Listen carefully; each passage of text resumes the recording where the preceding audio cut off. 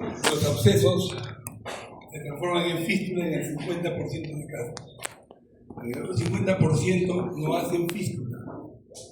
O sea, la teoría más importante para la creación de una fístula es un absceso criptoglandular a nivel de las glándulas anales. La siguiente. La definición de la fístula es un trayecto fibroso que va del canal anal a la piel perianal. ¿Correcto? Esa es la característica fundamental de la fístula. Después vamos a ver gráficos en que se aclara mejor el trayecto. La siguiente. La etiología. Les dije antes, criptoglandular, la teoría aceptada en el 90% de casos, por histopatología de Chiari y de Parks. La siguiente. Las fístulas anales crónicas idiopáticas son siempre el resultado del absceso glandular anal intramuscular, pero un absceso agudo intramuscular no conduce inevitablemente a fístula anal crónica o absceso anal recurrente. Lo que les dije antes, un buen porcentaje de abscesos van a fístula, pero otro porcentaje no lo hace. ¿Por qué? No sabemos. La siguiente. Estos son los espacios por donde van los abscesos. El espacio isquiorrectal, el supraelevador, el espacio interesfinteriano y el espacio submucoso. En todos esos espacios, son 5, se forman los abscesos, que van a formar finalmente las fístulas. Y acá están los abscesos que les decía antes. El 1, el interesfintérico, que es el más frecuente. El 2 es el submucoso. El 3 es el perianal. El 4, el isquiorrectal. Y el 5, el supraelevador. El más frecuente es el absceso perianal y el absceso interesfinteriano. El absceso perianal, por eso es que muchas veces las fístulas le dicen que son fístulas perianales, pero el nombre correcto es fístulas anales. Si el 90% obedecían a la teoría criptoglandular, el 10% pueden ocurrir por estas enfermedades. Entonces, siempre hay que diferenciar si una fístula es idiopática por absceso a una fístula por Crohn, colitis, tuberculosis y todo lo que está acá. Les dije en la clase de Crohn que es muy fistulizante. Hay que tener en cuenta que podría ser un Crohn con fístula anal y no una fístula idiopática. ¿Cómo se clasifican las fístulas?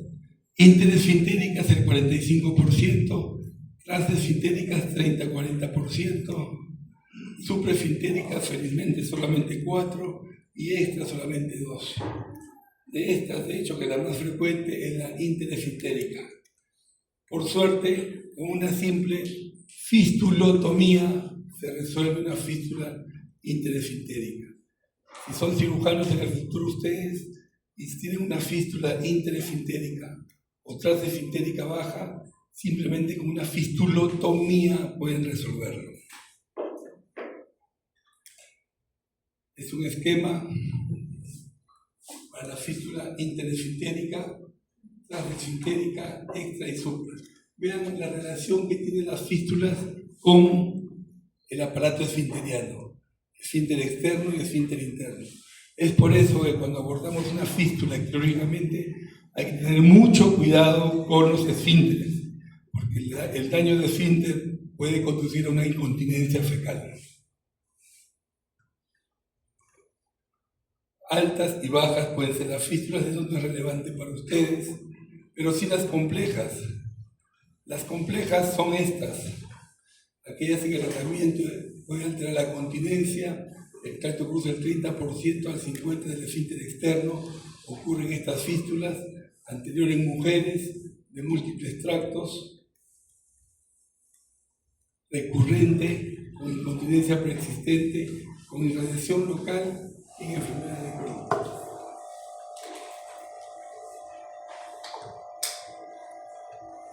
¿Qué se hace cuando tenemos una fístula? ¿Qué hacemos con las fístulas? Proctoscopía es importante. Los demás exámenes son interesantes, pero el examen que más se usa actualmente es la resonancia magnética nuclear. De repente no para fístulas simples, pero sí para fístulas complejas, las que les he manifestado en antes. Pero para mí, el mejor examen que hay para fístulas es el examen bajo anestesia, ¿correcto?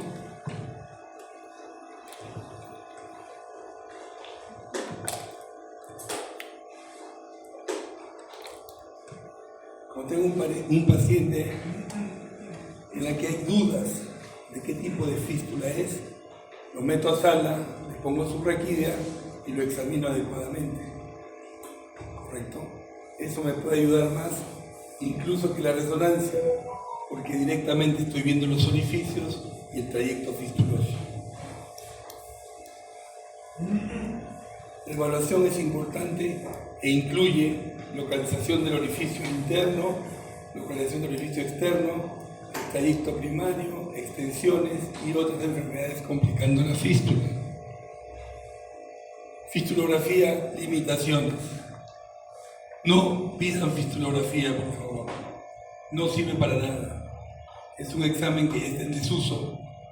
Algunos lo hacen, yo ni las veo las fistulografías, muchos falsos negativos y falsos positivos, y por lo tanto no hagan fistulografía. Es dolorosa, incómoda, a veces no hay el contraste, etc.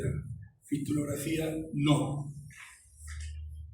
Fistulografía, ahí están, ¿por qué razón no hacemos fistulografía? Ecografía se puede cuando hay. Yo tengo un ecógrafo endonal en mi consultorio y hago ecografía endonal 2D. Lo que sí es bueno es la resonancia magnética. En pelvis y en recto y en ano, el mejor examen es la resonancia, supera la tomografía. Eso es importante, ¿ya? La resonancia. ¿Cuáles son los objetivos del manejo? Definir la anatomía de la fístula, drenar sepsis asociada, erradicar el trayecto, prevenir la recurrencia y preservar la continencia e integridad del esfínter. Esto último, para mí, es lo más importante. Preservar la continencia y preservar la integridad del esfínter anal. ¿Qué tenemos para hacer? Ya les dije, fistulotomía. Es lo mejor que tiene que hacerse para una fístula interesfintérica y transesfintérica, que son el 90% de fístulas, 80% de fístulas. Las extra y las supra se manejan en forma diferente. Fistulotomía, las ventajas. ¿Y por qué hacer fistulotomía? Porque solamente lesiona esta parte del tejido. En cambio, la fistulectomía lesiona mucho más parte del tejido. Esa es la razón por la cual preferimos la fistulotomía a la fistulectomía. Indicaciones, lo que les dije antes, interesfintéricas y transbajas, ¿correcto? No hacer entradas esfintéricas altas y supra, ni extra, ni el drenaje del absceso agudo con fistulotomía primaria. No hacerle. Solamente estas son las indicaciones, que felizmente son la mayoría de fístulas. Fistulotomía, esta es la técnica de fistulotomía. Se pasa la zona canalada, se hace el estrechamiento de la fístula, el curetaje y la marsupialización. La fistulotomía para fístulas anales simples pueden ser tratadas con fistulotomía. Este es el nivel de evidencia. Fistulectomía, no hagan fistulectomía. Es muy agresiva y daña el tejido.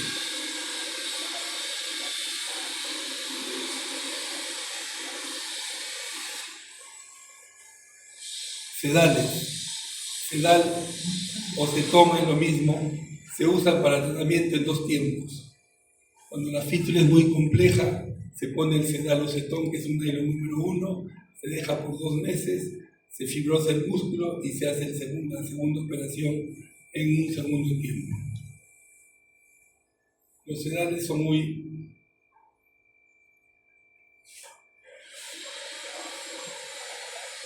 mecanismos de acción de los sedales producen cirrosis del músculo.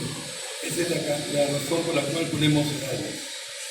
Hay sedal químico, de drenaje, cortante y la fistulotomía en 2 tiempos antes. En 2 tiempos quiere decir que ponemos el sedal, dejamos que fibrose el músculo y hacemos la cirugía en un segundo tiempo. Hay sedal químico, sedal drenaje y sedal cortante. Yo hago mucho fistulotomía en 2 tiempos. Pongo el sedal, ahí está la fístula. Esta es una fístula que, para que vean bien, tiene un orificio externo en el ano, un trayecto fistuloso que atraviesa los esfínteres, entrada esfintérica, y un orificio interno que está a nivel de la línea dentada o línea pectínea.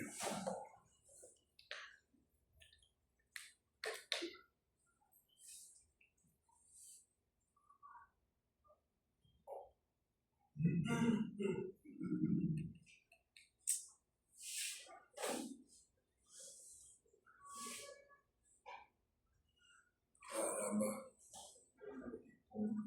Colgajo de avance rectal no lo hago para fístulas, lo hago fundamentalmente para fístulas rectovaginales.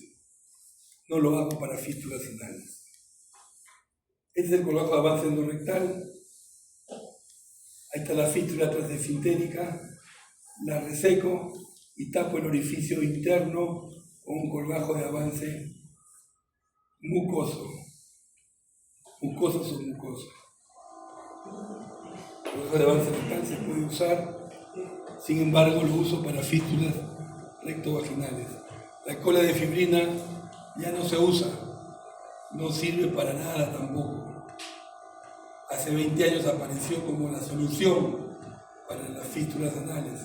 Actualmente hay muchas fallas y no se usa. Lo pongo para que sepan que no les vendan la sustancia. Cola de fibrina no sirve.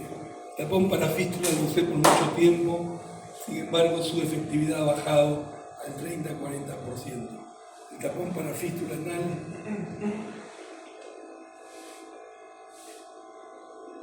es un tapón suturable, biosintético, hecho por esta empresa, y es un cucurucho de su mucosa de intestino de cerdo que se coloca en el trayecto fistuloso y cicatriza sin cirugía. La ventaja es que no daña el esfínter. Lo usamos con mucho ánimo hace 10 años, sin embargo, su efectividad ha bajado. Hay varias perspectivas respecto al manejo del tapón. Sin embargo, esta fue nuestra experiencia con 46 tapones que pusimos, pero la efectividad llegaba solamente al 74%. Y es caro. Un tapón cuesta más de 1.000 soles y es la pena hacerlo gastar al paciente porque el seguro no lo cubre y que falle en un 20-30%. Pero sirve para fístulas complejas. De hecho que sirve para fístulas complejas. ¿Alguna pregunta de fístula? Vamos a hablar de fisura anal, que también es muy frecuente la fisura anal.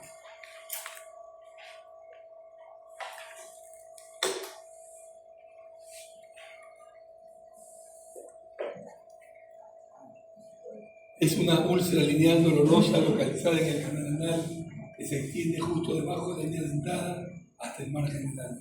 Es una herida en la fisura anal que está en el borde anal, desde la línea dentada hacia afuera. Muy dolorosa. La característica fundamental de la fisura anal es que es muy dolorosa. En el ano hay 2 cosas que duelen bastante: la fisura anal y el absceso anal. La fisura anal en estos casos es una herida frecuente en hombres y en mujeres. En hombres es un poco más frecuente, en jóvenes. ¿Y por qué se produce? Por estreñimiento. Un bolo fecal duro rasga el ano y produce una lesión, una herida anal que se llama fisura anal. Se caracteriza el dolor porque a la hora de defecar es muy intenso, purulento, quemante y sangra un poco a nivel de la deposición. Esa es la característica fundamental de la fisura anal. Etiología: la fisura aguda es temprana, es una herida simple en el organismo. La fisura crónica es la que le estoy hablando fundamentalmente. Síntomas más de 8 a 12 semanas, hay edema y fibrosis, licoma centinela, papila hipertrófica y en la base se ve una fila del esfínter interno. Esta es una fisura aguda, es una fisura crónica, con papila hipertrófica y licoma centinela, papila hipertrófica, y en la base se ve la fibra del músculo esfínter interno. ¿Cuál es el tratamiento? Ahí está la fisura crónica. La fisura secundaria también puede verse a todo esto. La fisura primaria es por estreñimiento, cerrar el ano y una úlcera muy dolorosa. Hay otro porcentaje puede deberse a estas enfermedades. Siempre las fisuras están a las 12 o a las 6. Si están a los costados del ano, pensar en estas entidades y no en la fisura anal crónica. La clínica, ya les dije, el dolor intenso. El paciente llora de dolor, ¿correcto? Es una úlcera, una fisura, una herida. Son los síntomas más importantes. La proctoscopía es imposible en estos pacientes por el dolor, pero sí el examen clínico. La fisura aguda, el 50% curan con terapia conservadora. ¿En qué consiste? Baño de asiento, suplemento de fibra como el cirio, que es el metamucil, como sin anestésicos tópicos o cremas antiinflamatorias. El objetivo del tratamiento agudo es romper el círculo vicioso de desnudas, dolor y espasmo reflejo. Las desnudas producen dolor y el dolor hace que el esfínter esté en espasmo y el dolor se acentúa y ahí se forma el círculo vicioso. Tratamiento de la fisura aguda, tratamiento médico. ¿Por qué? Porque el 50% curan sin cirugía. En cambio, las crónicas tienen que operarse. Sin embargo, aparecieron algunos medicamentos y yo no los tomo en cuenta como los nitratos tópicos, el glicerol trinitrato, lisorbida nitrato, nifedipina, ditiazén, toxina, bloqueadores de canales de calcio. Sin embargo, aparecieron muchos medicamentos y para mí, como cirujano, ninguno es suficiente para una fisura anal. El manejo estándar de una fisura anal aguda es esfinterotomía interna, parcial y lateral.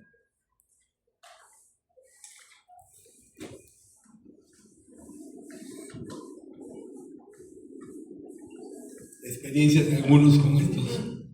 Sin embargo, los parámetros prácticos dicen que la terapia médica solamente es paralela. El manejo esencial de la fisura es la esfinterotomía. ¿Cuándo se indica la esfinterotomía? Cuando hay persistencia del dolor y sangrado, hay cronicidad y la falta de respuesta al manejo médico.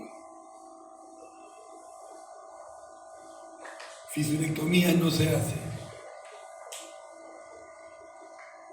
Fisurectomía no se hace, se hacía antiguamente. Dilatación anal tampoco se hace y se hace la esfinterotomía. ¿Correcto? Interna y lateral. Vean ustedes acá en el gráfico, ahí está el esfínter interno, se corta el esfínter interno y se cierra la piel. Yo hago esto con electrobisturí y dejo la piel abierta a nivel anal para que cierre por segunda intención.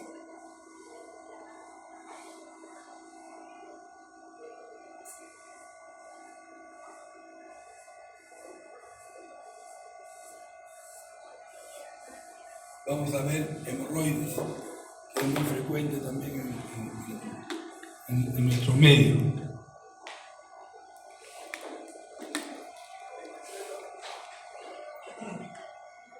Son estructuras anatómicas normales que bajo ciertas condiciones o circunstancias pueden convertirse en enfermedad.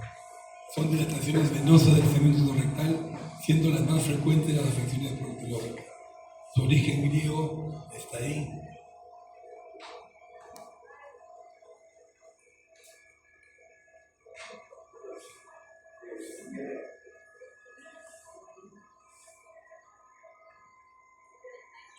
Esa es la epidemiología. Pueden ser internas y externas. Las internas son las que nos interesan, porque a medida que pasa el tiempo, las internas se convierten en externas.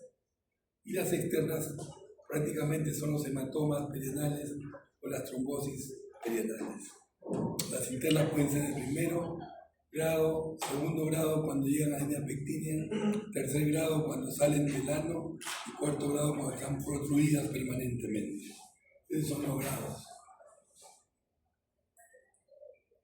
La distribución anatómica es a las 3 horas, a las 7 horas y a las 11 horas. 3, 7 y 11 horas es donde nacen las hemorroides grandes. Las pequeñitas son ascensones simplemente. Factores etiológicos.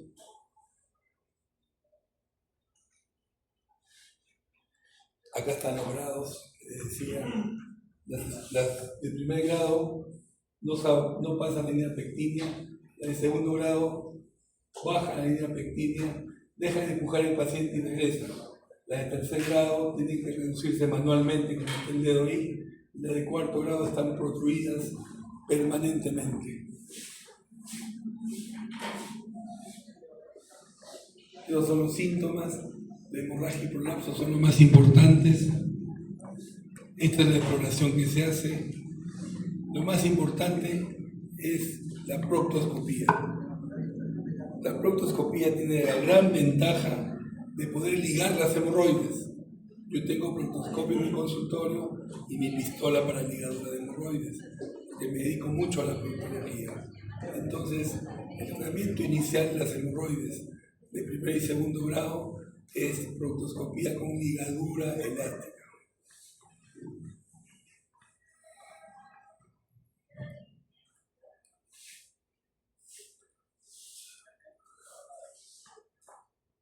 Los métodos de fijación de mucosa son los métodos más prácticos de usar.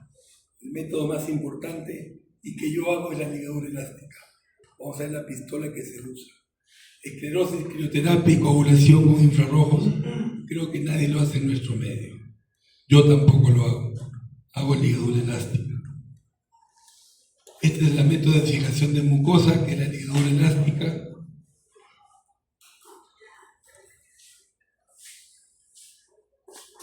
Esta es la pistola de Barrón.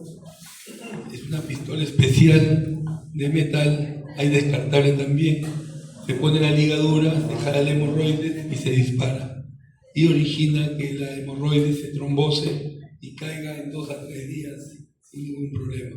Es un método ambulatorio, no doloroso porque es para hemorroides internas. ¿Cuándo operamos un hemorroides? Ahí están las indicaciones quirúrgicas. Externas, con gran sintomatología o con trombosis, segundo y tercer grado que no responden a fijación de mucosa, cuarto grado evidentemente son quirúrgicas y las que asociadas a otra patología inicial. Principios: identificación de paquete, incisión triangular, disección del paquete y ligadura del pedículo. Estos son los métodos. Yo hago Milligan Morgan. Lo aprendí en Inglaterra y hago mucho Milligan Morgan. Con la variante Obando, que es un médico peruano, vamos a hablar de mañana de la técnica de Obando en un simposio que hay de hemorroides. Hay métodos cerrados, semicerrados y técnica ambulativa de Wenger que no debe ser usado más. Yo prefiero la técnica clásica de Milligan Morgan sin ligadura del pedículo, con electrocoagulación del pedículo. Ahí está la técnica, cómo se identifican los paquetes, incisión por fuera de la piel, disección y ligadura del pedículo y resección de las 3 hemorroides principales. La de Ferguson cierra la piel, esa es su única diferencia. La submucosa de Parks nunca la he hecho y las complicaciones son estas. Dolor, sí, es muy dolorosa. La cirugía, cuando operamos hemorroides, hay que tener mucho cuidado con el dolor. Hay que manejar el dolor adecuadamente porque, como son externas de 3.º, 4.º grado, agarran piel y la piel anal es muy dolorosa. Por eso es que la fisura anal es muy dolorosa y el absceso anal también es doloroso. Tratamiento de elección. Cuando hay síntomas mínimos, episodios menores de sangrado, manejo conservador con tópicos. Hay muchas cremas en el mercado. Yo uso el poliquersuleno, que no tiene corticoides y es muy buena para las hemorroides. Factum o Jadense es un nombre comercial. Cuando el sangrado es más frecuente y mayor y no hay componente externo, fijación de mucosa como la ligadura elástica, es ambulatoria. Cuando hay prolapso demostrado, ligadura elástica es más efectivo que el manejo ambulatorio. Esclerosis de turbulación o infrarrojos cuando el sangrado es el principal síntoma. Cuando hay componente externo, este determina la necesidad de hemorroidectomía o cirugía. Cuando es largo, cuando hubiera síntomas de dolor, secreción y disconfort, el manejo es quirúrgico, correcto. El manejo es variado de acuerdo al grado de hemorroides que tiene el paciente.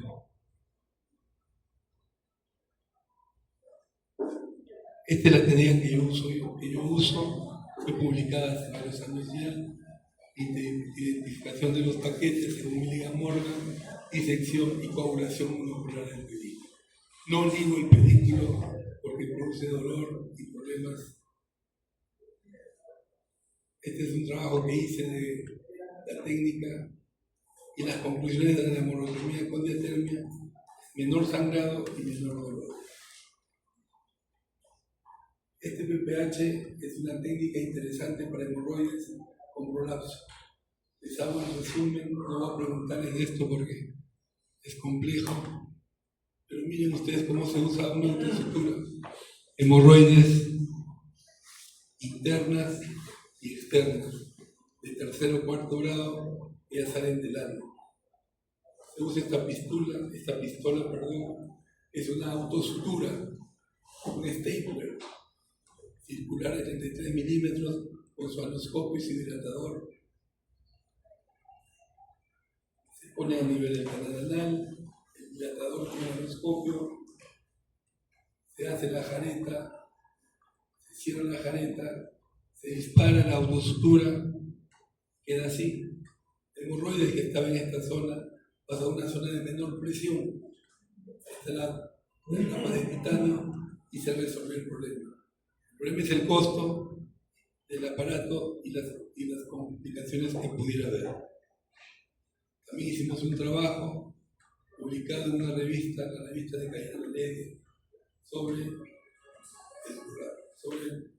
pacientes con PPH, procedimiento para prolapso de hemorroides, técnica del hongo.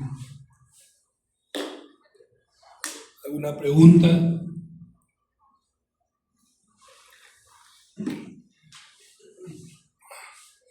Vamos a acabar con prolapso rectal. Patología maligna de ano, ya hicimos ayer, solamente nos falta ahorita prolapso rectal. Desde el siglo XIX ya se hablaba de prolapso rectal. Muchas referencias acerca del prolapso rectal, bastante investigación había de prolapso. La primera publicación se hizo en Londres en el año 1831 por Frederick Sandler, un cirujano inglés que hacía mucha proctología en Inglaterra. Tuve la suerte de estar en este Hospital San Marcos de Londres y entrenarme en cirugía colorectal. Prolapso, la definición es clásica. Prolapso del recto es el descenso y salida de este segmento del intestino grueso a través del ano. Puede ser prolapso simple de mucosa, cuando el descenso incluye solo la mucosa rectal, y prolapso total o procedencia, cuando todas las paredes del recto se protruyen a través del hoyo. Esta es la figura clásica del doctor Romero Torres en su libro. Prolapso simple, distribución radiada de los pliegues. Prolapso completo, distribución circular de los pliegues. Esa es la diferencia clásica. La incidencia, ahí está la epidemiología, más frecuente en mujeres, más frecuente en pacientes de mayor edad, que muchas veces se acompañan de incontinencia. ¿Qué cosa es el prolapso? La etiología es una intussuscepción, según estudios cinerradiográficos y proctografía defecatoria de Broden y Snellman, se ha determinado que es una intussuscepción, no es una hernia por deslizamiento. La etiología, además de la intussuscepción, hay anomalías del piso pélvico. Hay anomalías y hay factores predisponentes: demencia senil, esfuerzo defecatorio excesivo, esquistosomiasis y hemebiasis, factores neurológicos como el parto vaginal y estreñimiento. No sabemos por qué en los hospitales psiquiátricos hay muchos pacientes esquizofrénicos. Debe ser por el manejo del estreñimiento, por su medicación, que tienen problemas de prolapso rectal. Ahí está la clasificación: prolapso incipiente, eversión del recto y sus paredes, y procedencia del recto y hasta el fondo del saco de Douglas de sal. Síntomas y signos, ahí los tienen. El prolapso es el principal síntoma, la protrusión del recto a través del ano. Y hay moco, sangrado, estreñimiento, diarrea y urgencia e incontinencia. ¿Por qué ocurre la incontinencia? Porque el paciente crónicamente tiene el prolapso por fuera del ano. Eso produce una neuropatía de los nervios pudendos y eso origina una incontinencia fecal. Más frecuente la incontinencia que el estreñimiento. Las complicaciones son estas: irreductibilidad y gangrena, proctitis, ulceración, hemorragia y rotura del prolapso. Yo hago fundamentalmente a mis pacientes colonoscopía. Se puede hacer todo esto, pero no es necesario. Es más importante el cuadro clínico. A veces el paciente se echa en una camilla, puja y no sale el prolapso. Uno lo hace ir al baño, el inodoro, empuje y sale el prolapso y se puede diagnosticar. Es un prolapso simple de mucosa o un prolapso completo de procedencia. Diferenciar los hemorroides. A veces me han llamado de hospitales pequeños que no son Almenara y me dicen: doctor, hay 2 pacientes con prolapso rectal para operarlos. Voy y eran hemorroides, no era prolapso rectal. ¿Cómo se hace el diagnóstico diferencial? En hemorroides el esfínter está intacto, en prolapso el esfínter está débil y el ano está entreabierto por lo general. Operaciones perineales y operaciones abdominales. De las operaciones perineales hablo del encaje anal, porque ya no se usa, no sirve el encaje anal. Decía con metal incluso, un alambre de metal se pasaba en el ano y se ajustaba. No conduce a nada. Hacemos sí de rutina en la operación de Delorme. Es una mucosectomía. Resecamos la mucosa rectal, esta línea pectínea que está al revés, por supuesto, la línea pectínea, hacemos la aplicatura del músculo y se soluciona el prolapso. Hay rectosigmoidea perineal, la operación de Altemeyer, yo no la hago porque me parece que una resección es mucho para un prolapso rectal. Hago la mucosectomía nada más. Mi colega Alvarado de Almenara hace mucho Altemeyer. Le va bien según sus casos. Operaciones perineales. ¿Qué operación perineal? Básicamente se hace la operación de Delorme. Y operaciones abdominales se hace la rectopexia o promontofijación. Se hacía la rectopexia o promontofijación anterior, es la que se debe hacer La posterior ha demostrado que no es muy buena y se hace la rectopexia ventral o anterior. Operación de Pemberton-Destaque, rectopexia posterior, la rectopexia transabdominal, la operación de Ripstein, que hace un cabestrillo de ácido poliglicólico, Marlex, pero producía mucho estreñimiento, de tal manera que se hace la rectopexia posterior con malla tipo Notaraz. La malla se pone posterior. Actualmente esa malla se pone anterior, no se pone posterior.